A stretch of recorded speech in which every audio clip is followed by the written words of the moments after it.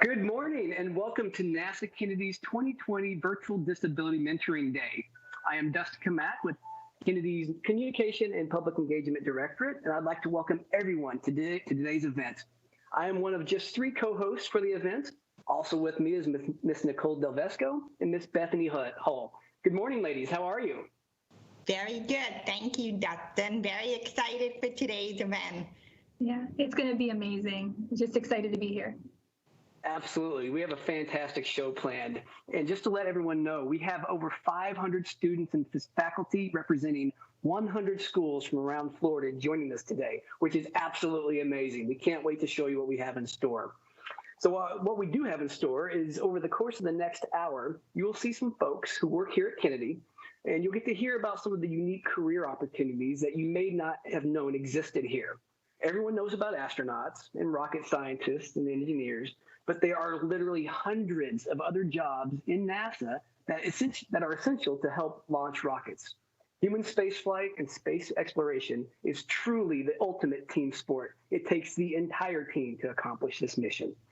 So before we get started with this program, I do have a few housekeeping items that I would like to go over. And give me one moment as I share my screen here. Of course, we're at the 2020 Disability Mentoring Day. And on our side of the house, we are actually broadcasting using Microsoft Teams. We are broadcasting with the closed captions turned on, but if for some reason you cannot see those closed captions, you can use the ones on YouTube, and you'll find that CC, that closed caption button in the lower right-hand corner of your video screen. Just note, you might see double captions overlaying each other. If you can see the Teams chat and then you turn on the YouTube chat, they might overlap, so you can just turn one of them off. We are also recording this event, and we will make this on demand probably about a week. You'll be able to see this if you missed it or you'd like to share it with someone else. We also encourage you to send us questions via the YouTube chat feature. If that's not available to you and you can't see it, then you can always send my good friend Jerry an email. Mr. Jerry Burnfield will be sitting at his email and watching for questions to come in. Occasionally, you might hear him pop in. He has got this really nice, booming radio voice. So he'll pop in. He might share some of those questions that we can answer as we go along. Lastly, we are in a telework virtual environment. And as you can tell by the beginning of the show, sometimes things go wrong. So we try to do everything we can to mitigate these issues. But if something happens, I just please ask for your patience as we navigate through the issue at hand. So let's get the program started. First, I want to go over our agenda. We'll finishing up this introduction here shortly, and then we're going to see an amazing video rendition of the national anthem, along with a video featuring the organizers of today's events, the Disability Awareness and Action Working Group, known as the DOGS. Then we'll jump into the main event of the morning, and we'll go over 6 different career fields here at Kennedy: weather, public affairs, emergency management, environmental. We'll talk about our augmented reality lab, which is cool, and then we'll talk about some launch operations. Finishing up with the main event, we will finish off closing with an inspirational message from Gene Cernan, who is the commander of Apollo 17 and was the last man to walk on the moon. After that, we'll have some closing comments from the DOG executive champion, Susan Krofsky, and then we'll round it all up with whatever remaining time we have left for a question and answer segment. So with that, we're going to go ahead and show our national anthem. So give me a moment, if you would, to fire up this video. Okay, and you should see the national anthem. Enjoy. Oh, say, can you see by the dawn's early light what so proudly we hailed at the twilight's last gleam, whose broad stripes and bright stars through the perilous fight for the ramparts we watched were so gallantly streaming. Good morning and welcome to And the rockets ran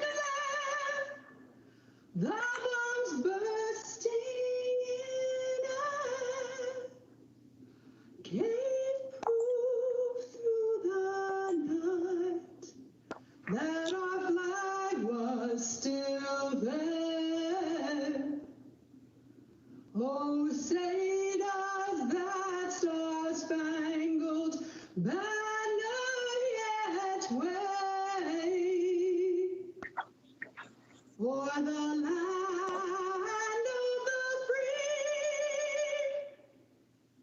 and the home of the brave.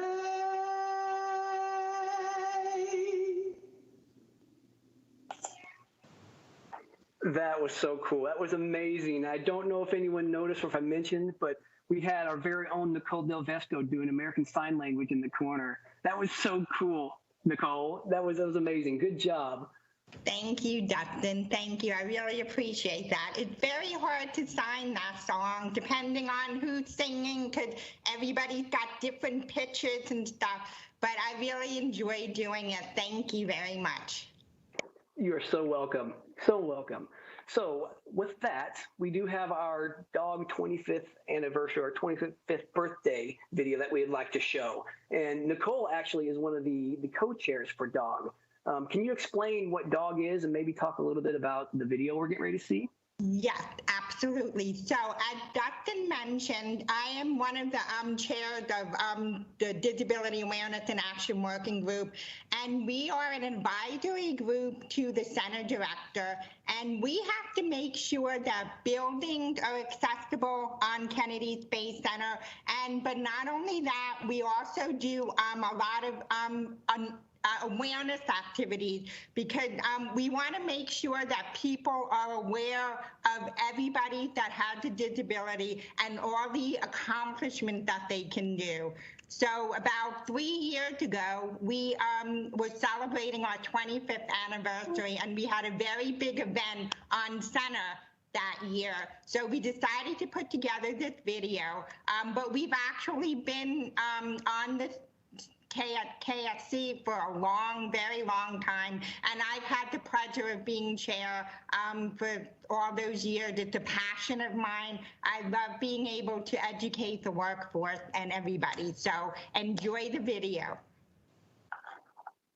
Thank you, Nicole. Yep, and the video should be coming right now. Enjoy. Hello, my name is Susan Prosky. For the past 14 years, I've been the champion for the KSC Disability Awareness and Action Working Group.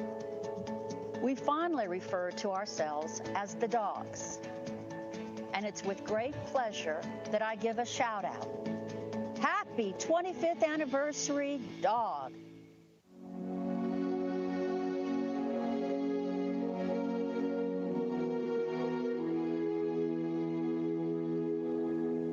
Here at Kennedy Space Center, we don't believe in limits. And for the last 25 years, the Disability Awareness and Action Working Group has been here to support our employees with disabilities. Together, we prove every day that inclusion drives innovation. I work for the program here at Kennedy Space Center that's getting the Space Center ready to launch NASA's next generation of rockets. And my job is to really make sure that the systems that are necessary to process and launch the rocket are ready to go when it's time to launch. The Disability Working Group has made a lot of changes in the culture here at Kennedy Space Center over the years. The acceptance of people with disabilities and a recognition that we can contribute significantly to what KSC is all about. Sensitivity, training has made a big difference. People with disabilities are now more widely accepted and really even embraced by the workforce. Partial paralysis due to a spinal cord injury requires that I use bilateral AFOs to walk. DOG has played a role in ensuring I have accessible parking so I can make it into work safely. And I've learned a lot about the challenges that others face. I support the Kennedy Space Center as being the premier launch complex for commercial and government missions via my work in the resources and financial management community supporting the Chief Financial Officer. For me, DOG has really helped shape the culture here at the Kennedy Space Center with a focus on diversity and inclusion. My peers, my management, my coworkers, they all focus on my technical and cognitive behavioral abilities instead of focusing on some of my physical disabilities. It really can be seen in our facilities across the Space Center, from the vehicle assembly building to the labs to the launch complexes. All of them are accessible and point to Kennedy Space Center valuing me as part of the workforce.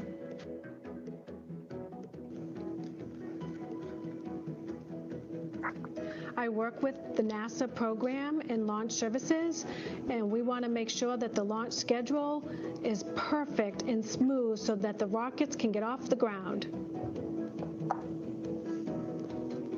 And I'm very proud with the DOG group that they provide all different things that are needed for me: video relay, sign language interpreters, cell phones, whatever it is that I may need, and it helps me to be more equal to my coworkers. They don't look at me as someone who's disabled, as a deaf person. Instead, we're more equal. Thank you. From upgrading facilities to accommodate employees with disabilities, to finding just the right tools, to fostering an environment of encouragement and inclusion. DOG is open to everyone, whether you're an employee with a disability or an ally. Come and join us, and we'll keep reaching for the stars together.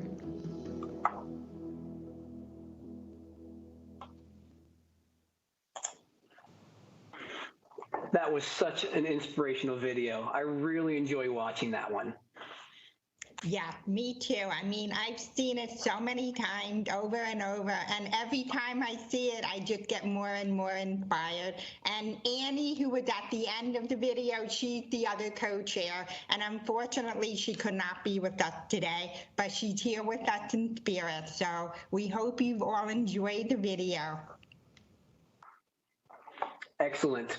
So with that said, I mentioned already that we're going to cover 6 topics or careers here at Kennedy: weather, public affairs, emergency management, environmental, augmented reality, and launch operations. So we're going to go ahead and get into those topics. So we've got 6 individuals here that are going to come up on screen, introduce themselves. Then we'll have a little short video, kind of give you an idea of what the topic is about. And then we're going to chat and ask questions about what it is they do, what they like about NASA, what advice they might have for students who are considering a career in that field. So with that said, the first person up is Miss Kristen Smith with our Weather Operations Center. So Kristen, could you come up on screen and say hi to everybody? Absolutely. Hi, everyone. Dustin said, I'm Kristen Smith, and I work in the Kennedy Space Center Weather Office. Excellent. I would also like to add that Kristen is our secretary, and she is amazing. So we absolutely love her. Fabulous. So let me get that little video set up here, and we'll see what it is that NASA Weather can do and enjoy. Weather has a critical role in launching rockets. Weather can stop important ground operations leading up to launch, such as moving vehicle hardware, and it can even stop a launch during the countdown. KSC Weather works closely with other NASA centers, the U.S. Department of Defense, subject matter experts, and more to develop the requirements for lightning and other weather conditions. These rules are designed to protect people and hardware and allow operations to continue when it's safe. Kennedy has the most densely instrumented weather network in the world, and together, the KSC Weather Team and the Air Force 45th Weather Squadron use this first-rate network to provide tailored forecasts for center operations. Fascinating stuff. Tell us a little bit more, Kristen. Sure, yeah. So the KSC Weather Office, we're a very small office of 2 people. And we do so many different things related to weather. When I first started studying weather, I actually had no idea how much of a role weather played in NASA when it came to launches and human spaceflight. So when I had the opportunity back when I was an undergrad, I came down one summer and did an internship, and I knew I loved space. And I realized that, wow, like weather actually has a really big role, and I can combine these 2 passions into one. So like the video mentioned, we do a lot of different stuff when it comes to keeping people safe. And it's not just on the day of launch, but it's everything like leading up to it. You constantly have people that are working on center, just doing day-to-day operations like mowing the lawns, doing construction. But then also when it comes to hardware, you want to keep all of those individuals safe. So we're keeping an eye on the weather. And one of those big things is when it comes to documentation and making sure people are safe from lightning, and monitoring for different types of constraints on the day of launch. And even when it comes to actually vehicle development, a lot of individuals, not just at NASA, but also some of our commercial partners are interested in the weather data that we collect out at KSC, and it's available to everybody, even students. If you want to do any kind of research, it's all accessible online, and engineers, scientists use that data not just for climatological stuff for research, but also when it comes to vehicle designs and seeing what the vehicle should be designed to, what the vehicle would need to handle when it's launching. So there's a lot of amazing stuff out there. And Kristen, a lot of the students that are watching today, many of them may not know that Florida is actually the lightning capital of the United States. So if lightning plays that big of a role on our weather here, why launch from KSC? Yeah, I mean, it does seem like it would be kind of counterintuitive if weather can play such a big role in possibly scrubbing a launch. Why would you even think about launching from here? So a couple reasons. One, you don't want to fly a rocket over a largely populated area. So being on the east coast of Florida and launching towards the east, we're able to protect people, the public, from any kind of potential things that could go wrong on the day of launch. If something happened to the rocket, as long as you're flying east, then for the most part, the public would be safe from anything. Also, flying towards the east off of the east coast, you're going with the spin of the Earth, not against it. So that helps the rocket gain a little more boost as it's traveling eastward. And then also, where we are in Florida, we're closer to the equator as well. So the closer you are to the equator, the greater the spin. So again, more boost. Excellent. So you mentioned your undergrad and you going to school for weather. Do you have any advice for anyone who's interested in becoming a climatologist or anything in that field? What would you recommend to them? Yeah, I think like where I am today to my first experiences as being an undergrad, and that first opportunity that I had being able to come down to Kennedy Space Center and do an internship, that really set the path for the rest of my career. It was all about networking, meeting people, just interacting. So the biggest thing that I could tell students is if you have an opportunity, take it. Talk with your colleagues, talk with mentors, and stay in contact with them. That helped me. At the time, I was just finishing up as an undergrad, and I had no idea what I was going to do in the future. I knew I loved weather. So I just passed my resume along before I left. And next thing I knew, when I was graduating, individuals reached back out to me and said, hey, there's a job opening. Why don't you submit your resume? And really, everything else just fell in place after that. So the biggest piece of advice I could give to everybody is just network.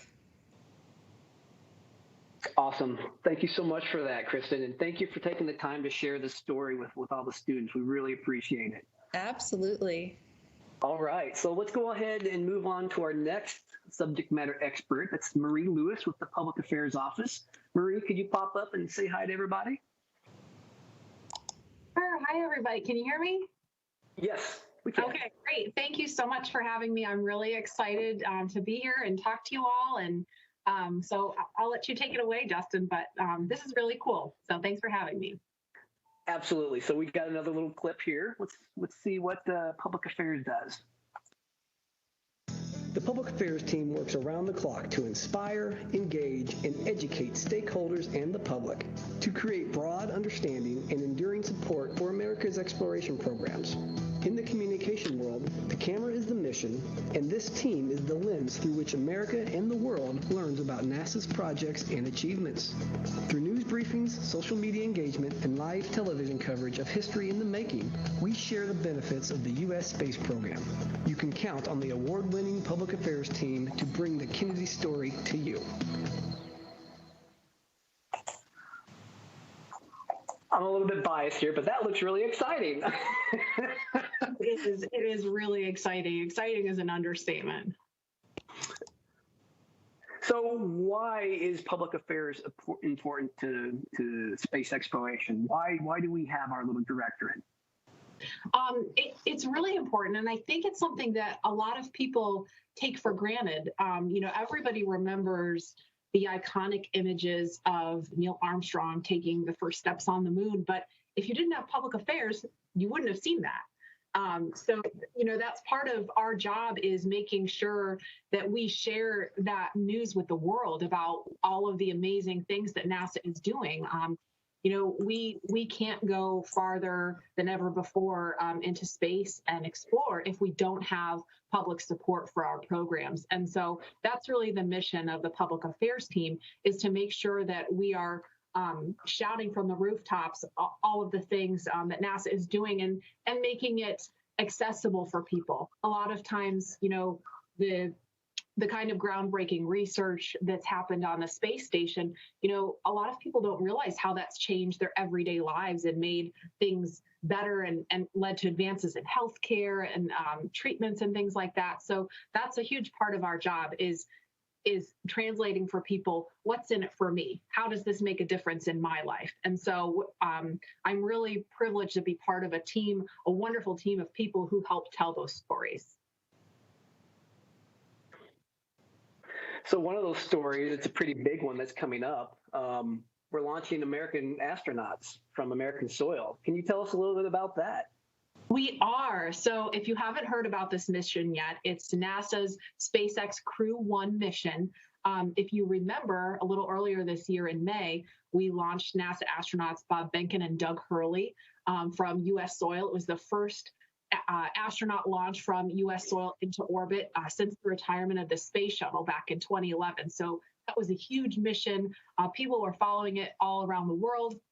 That was SpaceX's final flight test to move into regular missions carrying a full NASA crew of 4 astronauts to rotate missions to the space station. So the one that's coming up next week is that first. We call it a crew rotation mission, because these 4 astronauts will go up. They'll spend about 6 months on the space station performing science and maintenance on the space station. And then the next crew of 4 will go up on the SpaceX Crew Dragon and Falcon 9 rocket. And the 4 that we're launching next week will be able to come home. So we'll continue that regular cadence. And that allows us to expand the number of astronauts that are living on the space station at any given time. And then in turn, we're able to do a lot more research, because maintaining the space station is a constant job. It's 24/7. You think about, if you own your own home, you got to replace the roof, you got to replace the air conditioning every few years. There's always something, right? My husband's always working on something around the house on the weekends. And so it's kind of the same on the space station, only you're in the harsh environment of space. So you have to have people maintaining that constantly, but you also want to have time to do all the science and research that makes a huge difference for our lives here on Earth. So the more astronauts we can have in space at one time, the more of that amazing research and knowledge we can gain. And so that's why the commercial crew program and taking off into these regular crew missions is so exciting. So we're going to be broadcasting all of that live here next week on Saturday night. And so we hope everybody has a chance to follow along. And Marie, you mentioned that so much of the research impacts their everyday life, and you may not be aware of that. If any of you are out there want to do more research on what impacts it has made to your everyday life, you can check out nasa.gov/spinoffs and read about all the different ways that research is making a difference. Yeah, Bethany, that's a great point. The first time I heard about NASA spinoffs, I was new to NASA a couple years ago, and I found one of the spinoff books, and it was like this thick. And I was like, are you kidding me? I mean, I knew a little bit, but I had no idea just how many advances and how many inventions really came to be because of the research that was going on at NASA. So it's really eye-opening if you have a chance to take a look at that. And I also want to add, I don't know if I'm sure most of you can tell that I have a little bit of a speech impediment, and that's because I'm deaf and I have a cochlear implant. But I don't know if a lot of people know that a NASA engineer actually invented the cochlear implant. So I am very, very grateful for that NASA engineer, because I am able to hear very, very well with my cochlear implant. So NASA is doing amazing things in technology, science, and we are very lucky.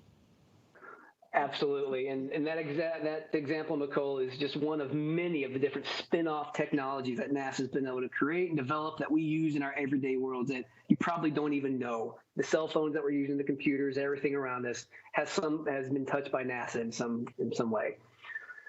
So, Marie, thank you so much for joining us and sharing your perspective on public affairs. We really appreciate it. I'm happy to. Thanks for having me. You're welcome. Okay, next up is emergency management, and we have Mr. Tim Moore from emergency management. Tim, could you pop up, say hi? Hi, everybody. Well, I tell you, I think I have the coolest job of anybody. And we do, if it launches, we touch it. So every launch we support, we open the emergency operations center. And so we are like the conductors for all the first responders. And we coordinate with the county, the Air Force, weather, range safety. And so we see, like she spoke of the demo one, there's a lot of stuff involved getting that done. Then Mars 2020, we supported that. And of course, you know, Crew One coming up. I also wear another hat. I also put together the astronaut rescue program for the launch pads. So I work very closely with commercial crew and our partners in SpaceX, and as well as Boeing and ULA, and up and coming our big rocket, the Artemis program. So I think you would like emergency management a lot. I know I did. Absolutely. So we actually have a little video clip of some of what Tim just mentioned here. So let me get this going for you. Enjoy. This is the NASA Office of Protective Services. Kennedy's world-class workforce and unique facilities and space hardware require top-notch safety and security. Protective Services anticipates and heads off hazards, identifies and fixes vulnerabilities, and takes proactive measures to respond to and recover from disasters such as hurricanes, explosions, or fires. This team also ensures the launch pad rescue team is fully prepared to rescue astronauts and closeout crew members in the unlikely event of a mishap on the launch pad.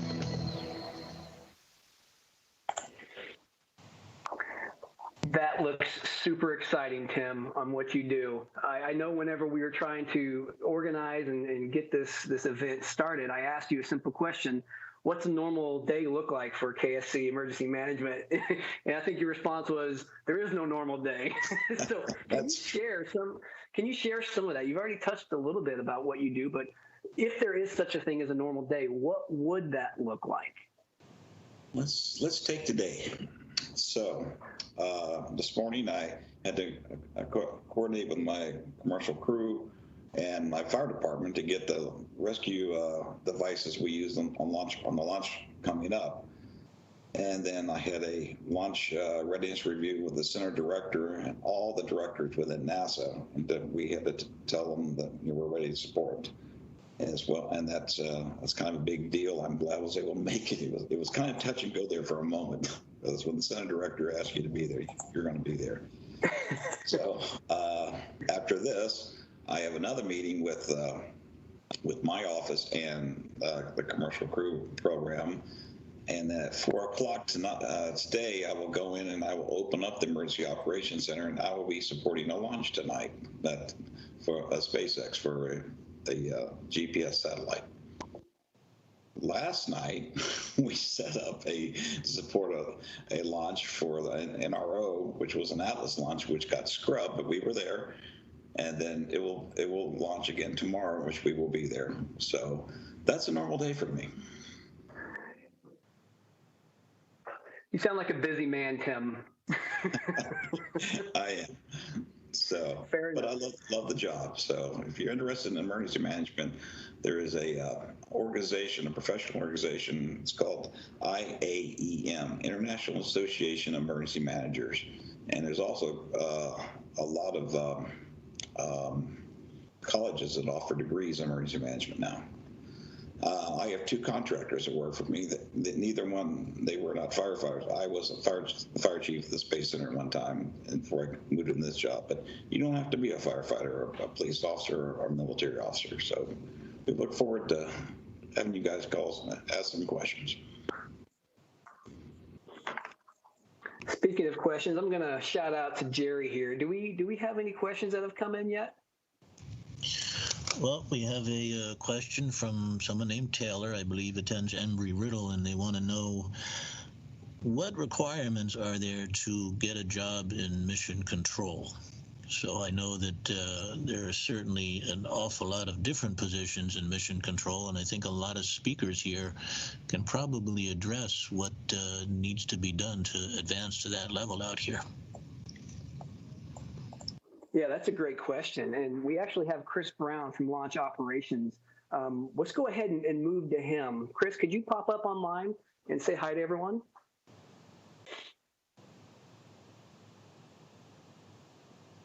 Hi, Chris, I think you're muted. I am muted. Hi there. How you doing? Good. How are you doing? So I'm going to show your video here, but keep that question in mind that we just heard. See if we can't get that gentleman an answer. So right now, let's go ahead and show the launch operations video.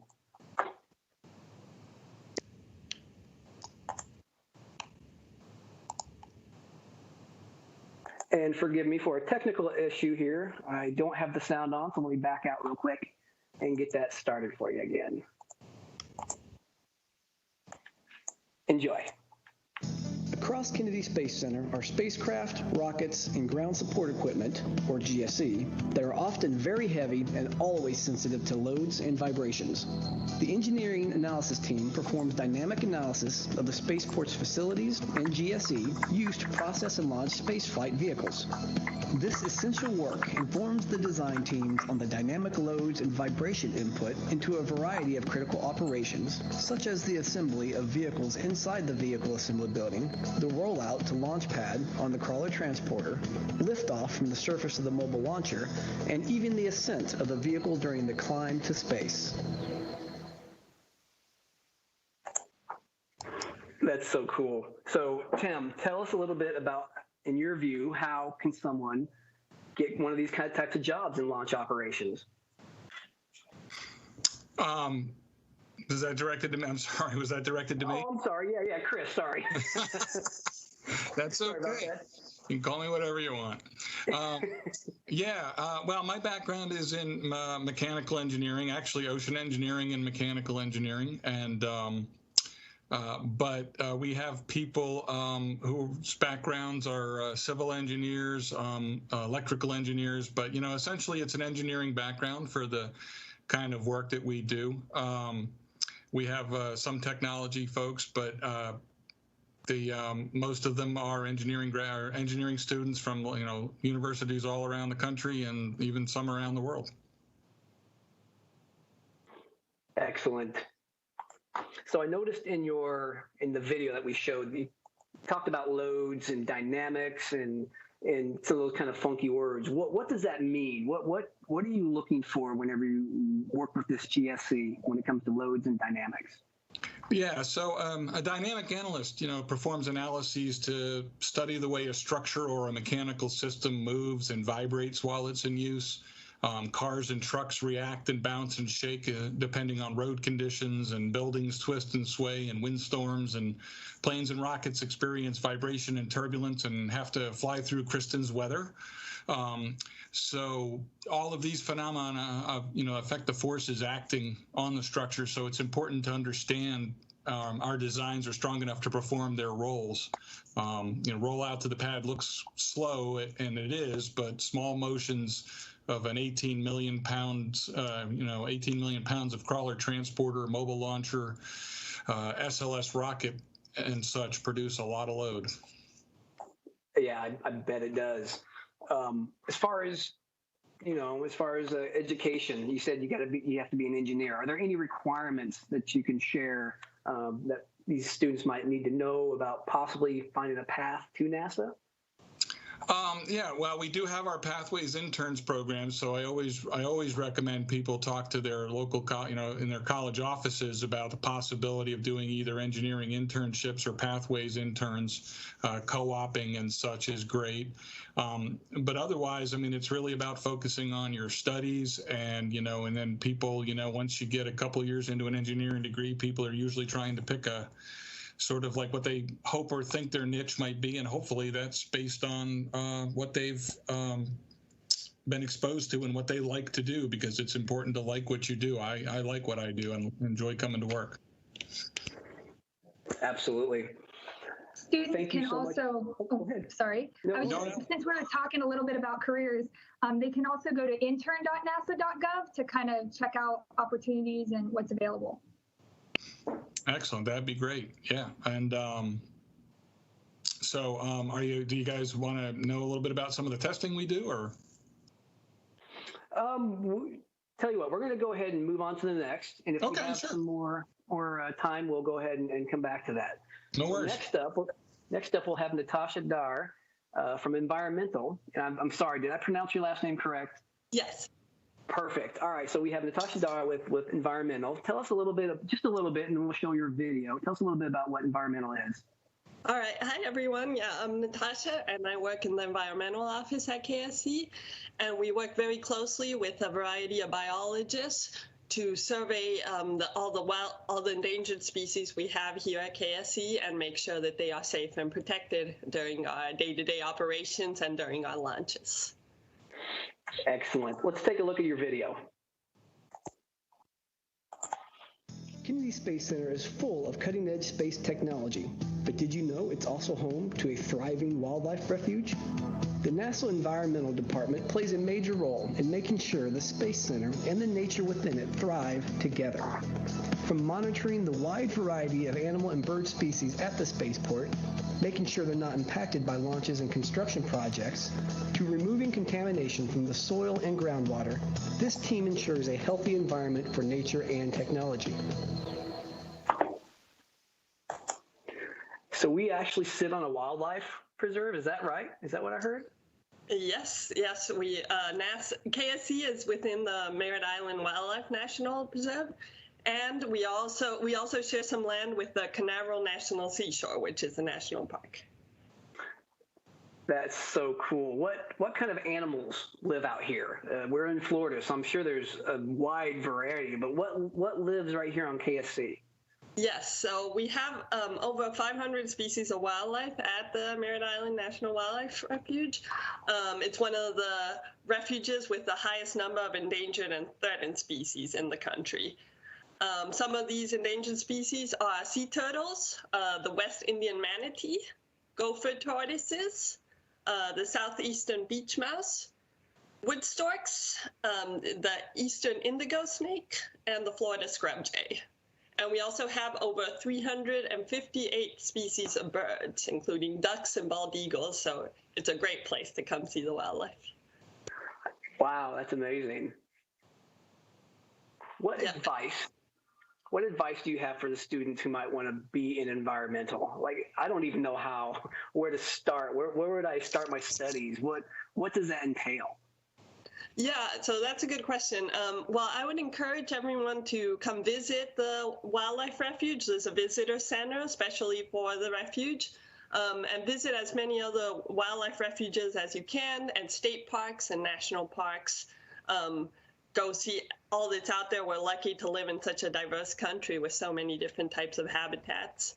and learn as much as you can and read as much as you can and see as much as you can, because it's really cool. And there's many volunteer opportunities even now in the virtual environment, so I would encourage you to see what's out there.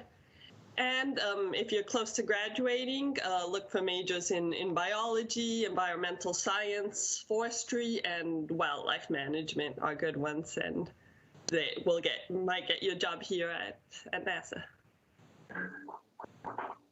Thank you so much, Natasha. Thank you for your time. Really appreciate you sharing your story with us. Thank you. Great. You're welcome. Okay, and our last segment that we have is Mr. Bill Little with the Augmented Reality Lab. Bill, could you pop up and say hi? Hiya. Nice for you to be here. So we have a pretty cool little video about VR, so let me get that going real quick here.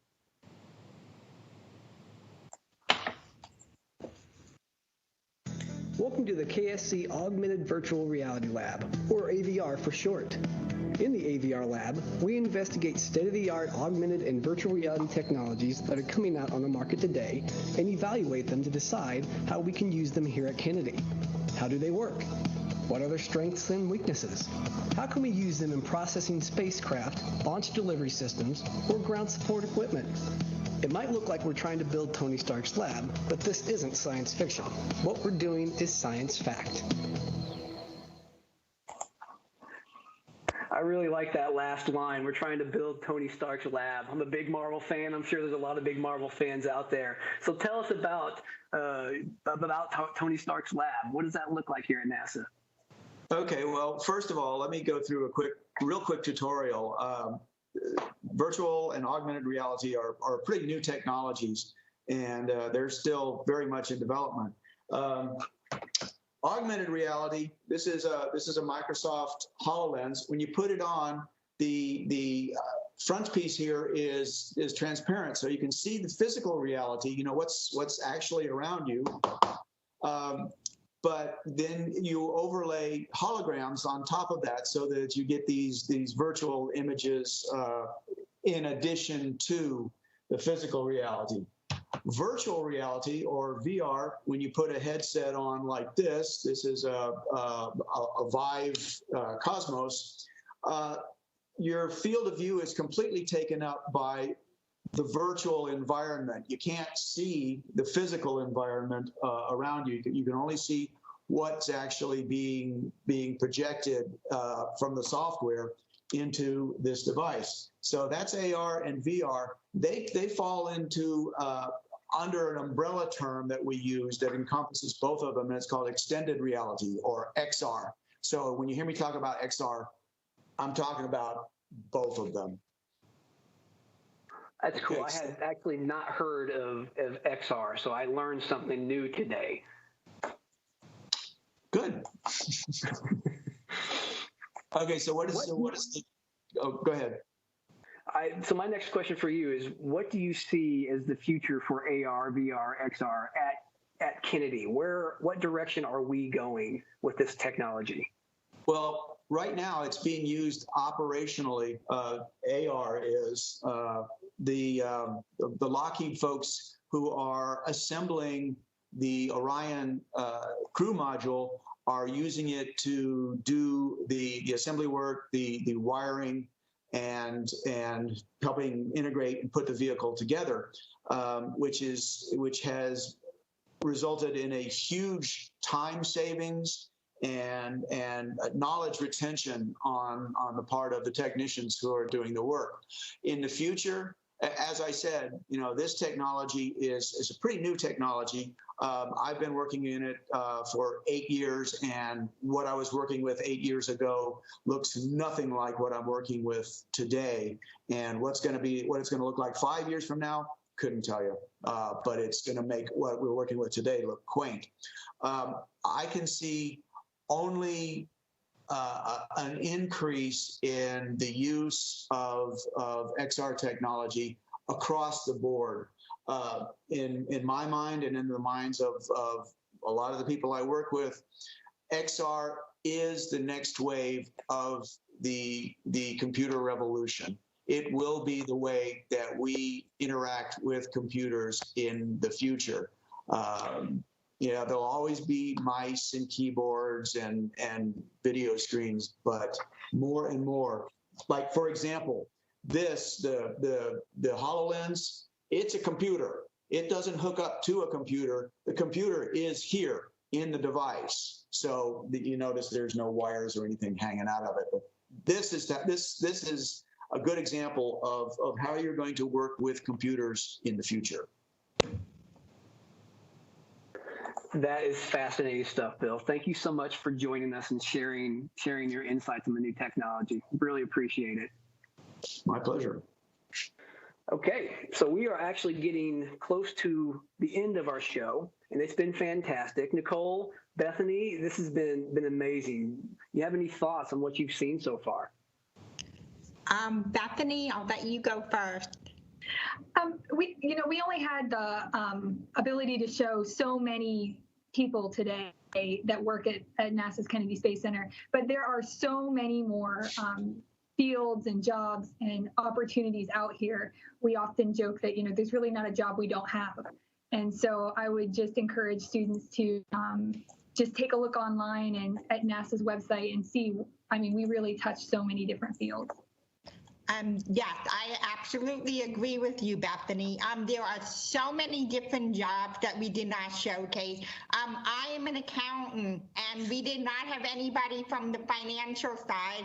And the one thing is that you need to study hard, get good grades, and don't be afraid to dream, because when I was in high school, I never thought I'd be working for NASA. And I was very fortunate when I went to college. I got very good grades, and I started working for NASA not even a month after I graduated, and I've been with NASA for almost 30 years. So I've been very fortunate to have a wonderful career, but I studied hard when I was in college. So don't be afraid to dream, because you can do anything you set your mind to.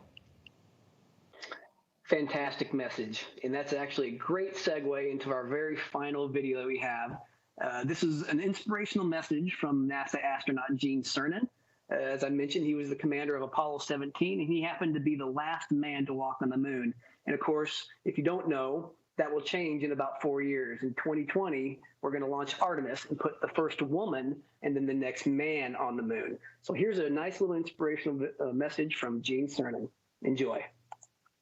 When I have a chance to talk to kids, I tell them, the first thing I tell them is to take the word impossible out of their vocabulary. Go to their teacher tomorrow morning and scratch it out of the dictionary. The word doesn't exist. If I can stand here and tell you that I lived on the moon, that I called the moon my home for 3 days, you tell me what is impossible in this day and age, much less in a generation that follows, much less into the 21st century. Nothing is impossible.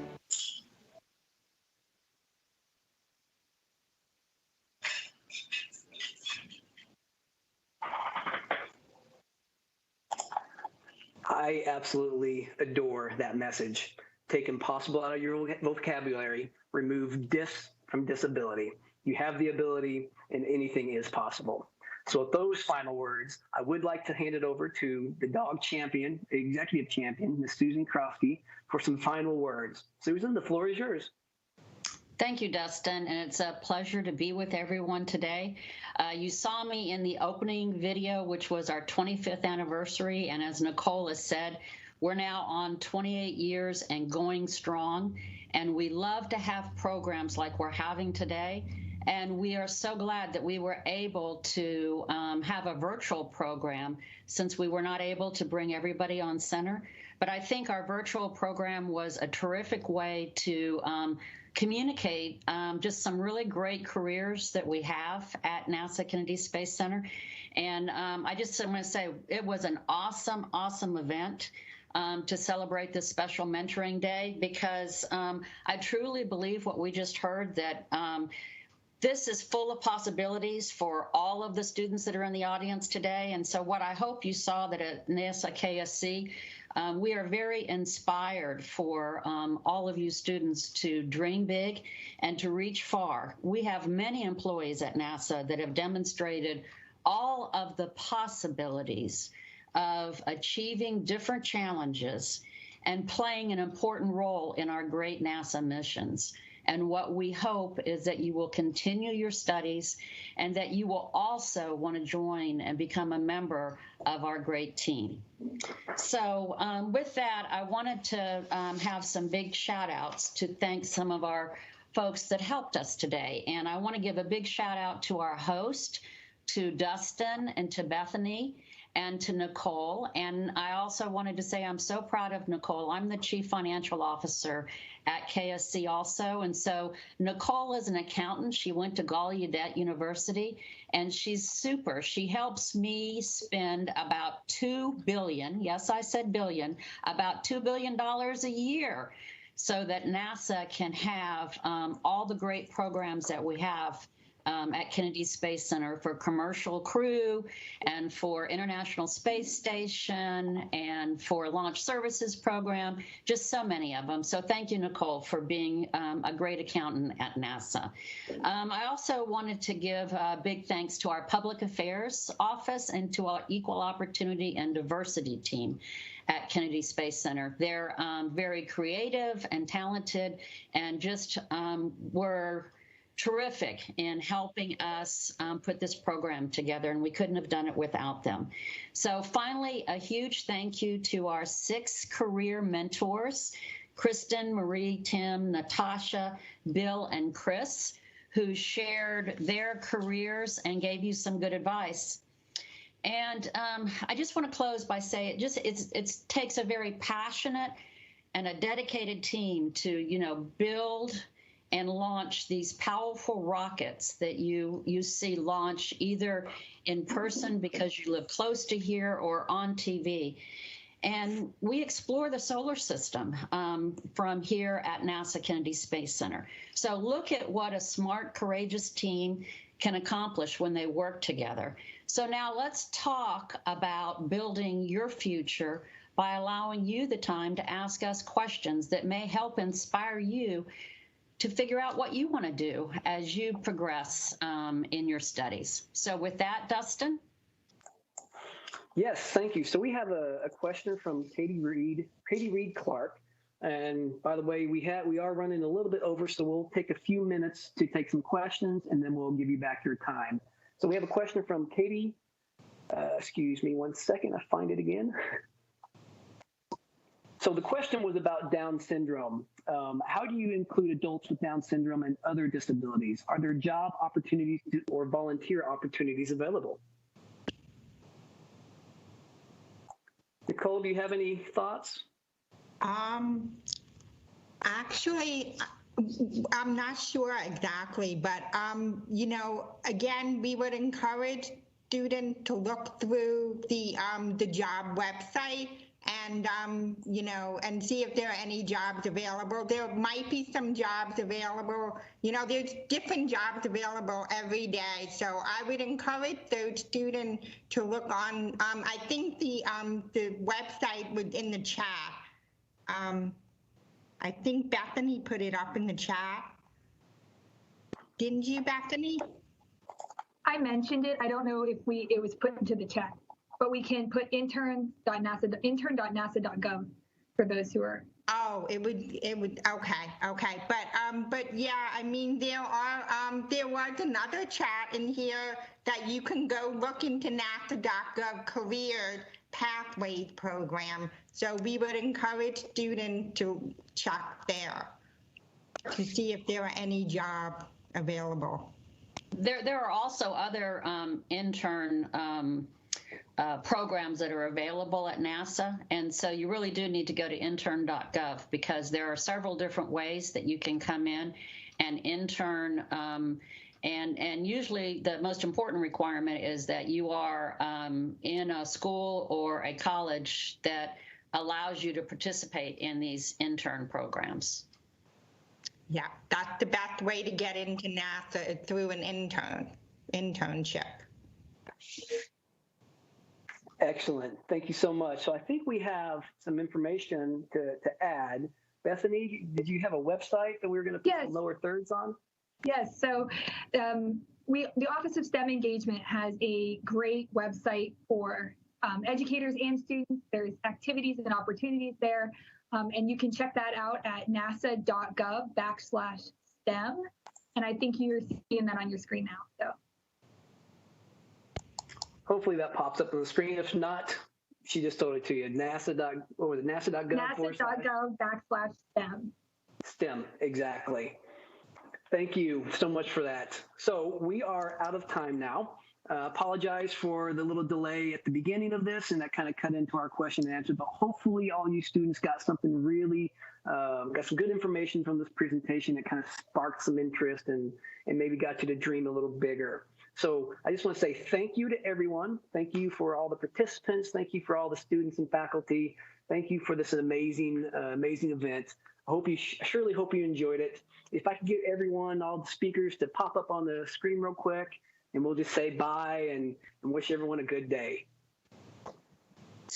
There we go. All right. See you guys later. Bye, Thanks for coming on. Thank you. Bye-bye. Bye. Thank you.